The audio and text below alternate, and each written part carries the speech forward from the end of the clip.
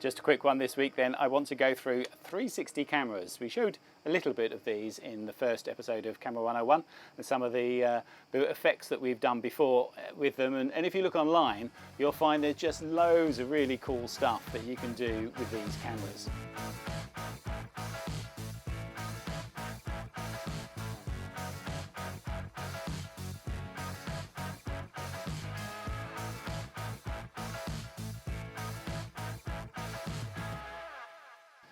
But it would be a lot of money to spend on a camera if you just wanted a few cool effects. But these cameras are so much more than that. I use them all the time. They're so versatile. And that's because they are recording everything all around them in one go.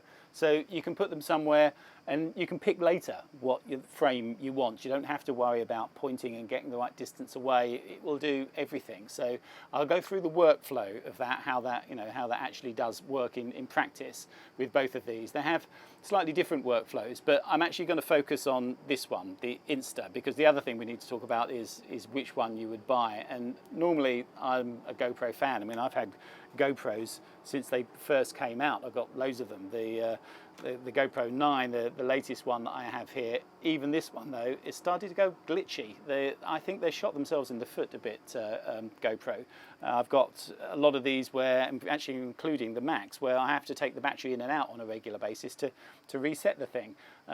Also, sometimes they're fiddly to actually work out to change things on them. The Insta's the same. It's a fiddly little bit on the back there. So what you quite often do is link it up to an iPhone or any phone or tablet. You can just do that and control them from there, which is really, really handy. You can see the picture. But with the GoPros, 9 times out of 10, it doesn't connect. The Insta seems to always be fine. It just connects straight away. So they just seem to have got it right. And I think if you look at the design of them, they've got the design right for a 360 camera as well. You've got the lens, lens cap, first of all. It's just one nice rubber cap, whereas these are two things to lose.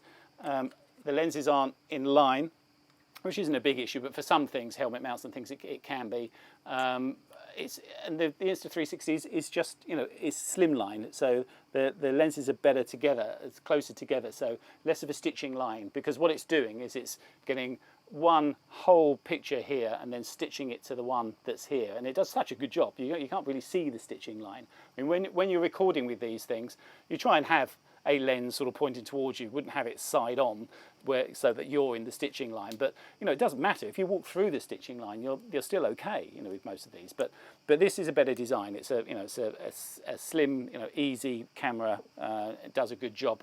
The thing with the GoPro, that they articulate like that is good for obviously a normal GoPro, but it's very bad for a 360 camera, because that is not what you want. As soon as you've done that, you've messed up your invisible selfie stick, because that's one of the major things these things are good at. Have a look at this. This is something we filmed in a hot air balloon in Cappadocia.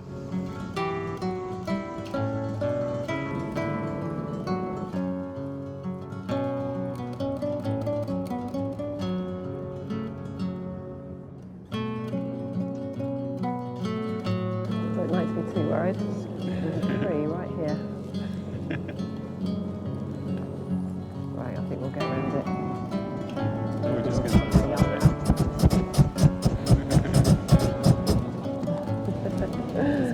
It's very musical. So for that one, I wasn't using the short stick, the Insta stick. I was using this one, which is a mega long one. Comes out, what that length that is, it's probably 2.5, 3 meters. And it's got a little bit of bend in it, because when it's that long, it always will. So it's not perfect. So the stitching isn't perfect, because it's not a straight line back down to your hand. But it's pretty good. So you can get those sorts of shots where it looks like you've got a drone sort of really quite close to you. We use it quite often for shots like this off the front of the boat, where you can get you standing there and it's as if there's someone just away from the boat. Yeah, it's really cool. I think that's one of the major uses for these cameras. But the other use for it is to just have it somewhere, knowing that you not really know where you're going to be in frame. You haven't got someone to sit behind the camera, so you want it to act as your cameraman. So let's have a go at something like that.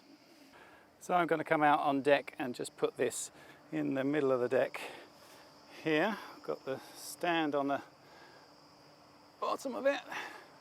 And I'll just have it, so it's in the middle of the boat, and I'll walk around and do a piece to camera, and we can use that camera to do the whole shot. See how it works. So here we are in Gochek Bay. It's a lovely place to be. You can see completely surrounded really by land here, so really, really safe anchorage. We're stern tide at the moment. Over there is a really good restaurant, so got everything we need. What a great place to be.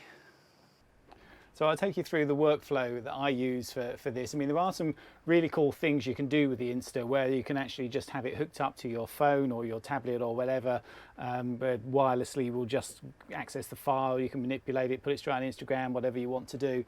But for proper editing, I'll do it the old-fashioned way. I'll stick the card in a card reader in the computer, so it'll come up here.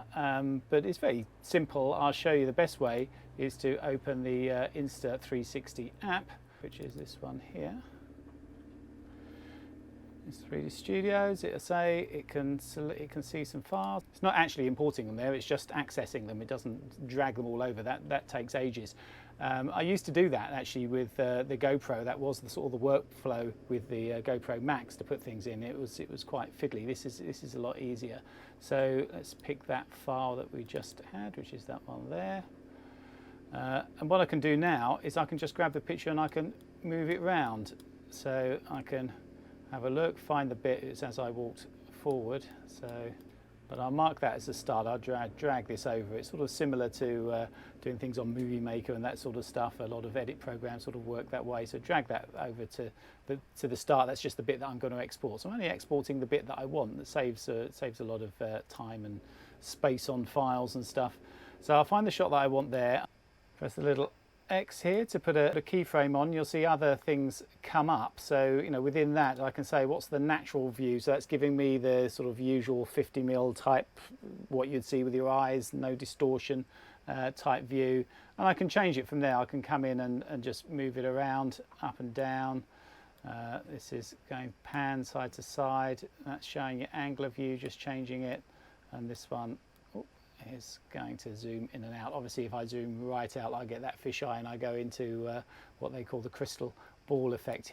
So I need to pick the shot I want to as I come out, which is here. I've added a keyframe, play through. I'm going to walk forward, and when we get to about there, let's pan it round to there. I'm going to come down a touch. If you actually import this as a 360 movie into Premiere, which is what I use, you can use the app in there to do more with it. I can just correct some of the barrel distortion and things that you have in here, which is there's more fine tuning you can do. So some things I do in there, but this is a really quick and easy way of doing it, and you still get good effects. So I'll bring that around to there. I'll put a keyframe in, then let's just keep playing. So as I walk around. Put a keyframe in there, but I'm going to zoom in a little bit on me. Put that keyframe in. I've already panned it round. Keep playing. I'm going to walk out of frame, but I'm not going to let myself go out of frame. I'm going to pull that round, and I'm going to come back a touch again and put another keyframe in. That's it. Just go off the end a little bit. Bring that in. So I've marked up the clip that I want to export, and then I can press the little arrow in the bottom right hand corner, which is my export. The export settings come up. So if I export this as a reframed video, I'm just going to call it boat 1. It's telling you where it's going to go. It's going to go to one of my hard drives. It's going to be, I'm going to export it as 1920 1080, so that's just standard HD. I can choose the bit rate, so I could up the bit rate a little bit if I thought there was a lot happening in frame, which there is. And I'm going to pick ProRes 422, which is a lossless form. It doesn't compress it as much. If I was just wanting the piece to put up straight on the internet, I'd export it as H.264 or H.265. That would be fine because it's compressed and it's smaller and easier to handle for the internet. But for editing, ProRes is much better. So I just hit Start Export, and then you'll see right down here in the bottom right hand corner, you'll get a little bar that comes up and shows you how much it's exported, and then I can just bring that straight into my edit program, whatever it is, and it's there panning around as a finished item. I might want to color grade it or do other things, but that's about all that needs doing with it. So could you throw out your GoPros and just have this as your action cam to do everything? Well, yeah, you could really, because it's got a mode where you can just use one lens, the same as any of the other action cams that do a really good job at that, and it can do all the other things as well, obviously. But sound is the downside. I mean, obviously it's got mics all around it. It does a good job in you know, in good conditions for sound. So I mean, I'm recording with it now. If I switch to that mic, it's a bit unfair because I'm comparing that to a lavalier mic that I've got right here next to my mouth. And sometimes this would be even further away, so you know you're not going to get as good sound with that. It's not meant to get brilliant sound. But having said that, with this you can't get anything with the GoPro to allow you to have external sound, because obviously as soon as you put a case on or a lead out of it, you know, that will show. But the Insta apparently have got something that now plugs in where the battery goes, that's within the stitching line, so you can have something and you can get an external mic. So yeah, I haven't tried it, but that might work really well. It'll be worth a go. Insta are coming out with lots of things now. They've got a 1-inch version of this. In the first episode of Camera 101, I talked about size of sensors and how important that is. And now they've got this 1-inch version. Well, I want to get my hands on one of those. That's going to be a really, really cool thing to have. And they've got lots of other things. Have a look at their website. I'll put a link in the description. And there will be some discounts in there as well, some discount codes that I've got. So definitely have a look at that.